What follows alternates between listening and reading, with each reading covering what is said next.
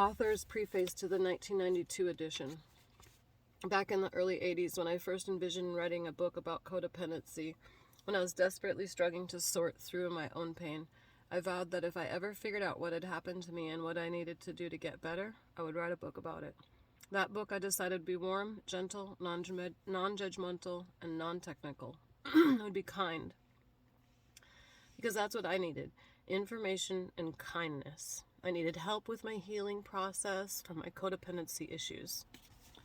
About 5 years later, I sat down to write that book. Just separated from my husband of 10 years, I went on welfare for 4 months to help support me and my 2 children while I wrote Codependent No More. Nicole and Shane. When I wondered how I, a non-expert, could write a book like that, I took comfort by telling myself that it was okay to say what I thought because only a few people would read it anyway. I also spent a great deal of time on the introduction, striving not only to introduce the book, but to introduce the concept of codependency, the word, to a world that, for the most part, had not heard about it. Now, another 5 years later, I've been asked to write an anniversary preface to a book that has sold over 2 million copies.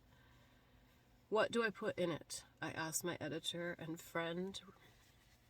Tell about the changes that have happened to women, to people in our country, to you since you wrote that book, she suggested. I pondered. What changes have happened besides the war and the breakdown of communism in the Soviet Union and the Hill-Thomas hearings? I turn on the television. The movie of the week, I can't remember the name, is a story about a teenager struggling to deal with her alcoholism and the impact of being raped. Her mother, a nurse, has worked valiantly to break free from a dysfunctional and abusive relationship with her husband, the girl's father.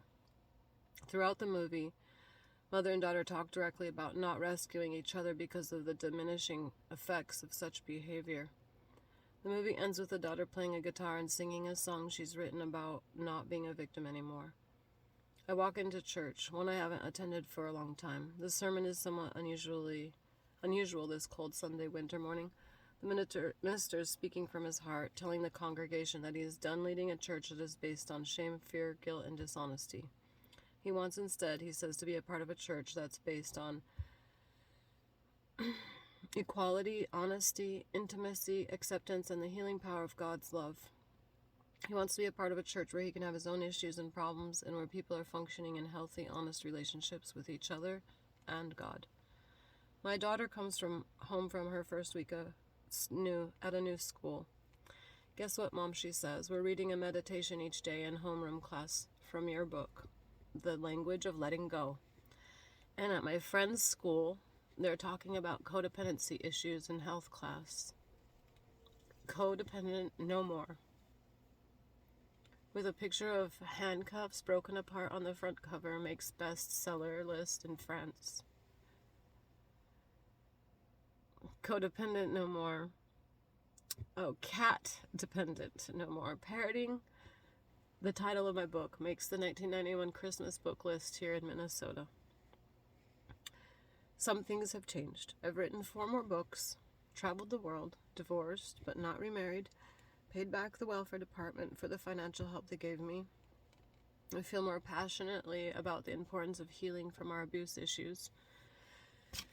And I've become more spontaneous, embraced my femininity, and learned new lessons along the way about boundaries, flexibility, and owning my power, and about love. I'm learning to respect men. My relationships have deepened. Some have changed. The most significant change in my life has been the loss of my son, Shane. And as you may have heard or read, in February 1991, 3 days after his 12th birthday, my beloved Shane, so much a part of my life and work, was killed suddenly in a ski accident on the slopes at Alton Alps. I'm learning about death and life. I've grown and changed. I've watched my friends grow and change. Many of you have written to me about your growth and change. I still struggle with feelings and trusting my process, my path, and my higher power. I still feel afraid at times. Sometimes I forget and try to control everything. I may become obsessive unless I catch myself. And despite its years on the bestseller list, the most common question I'm still asked by people in the media is just exactly what is codependency. Some things haven't changed. At least not a lot. I still refuse to be an expert and permanently decline the title of guru, but I'm still willing to tell you what I see and believe.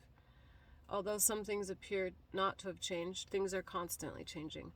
Our consciousness as individuals and as a society has been raised. We've realized that women have souls and men have feelings. And I've gone deeper into my healing process than I ever intended. I don't know how much my writing has contributed to this consciousness raising and how much the consciousness raising has contributed to my writing, but I'm grateful to be a part of what has happened. And I'm honored to be a part of a movement influenced by people. And she names a bunch of people.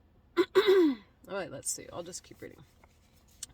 Such as Anne, John, Patrick, Ernie, and led by people such as you, my readers, the real heroes, quietly and profoundly doing your own healing work and carrying the message to others, most significantly by example.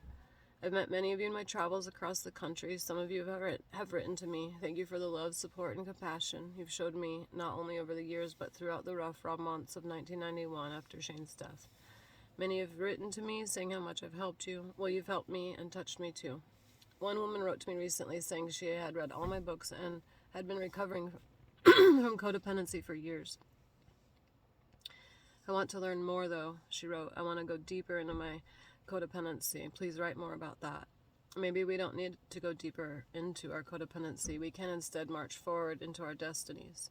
We can remember and practice all we've learned about addictions, codependency, and abuse.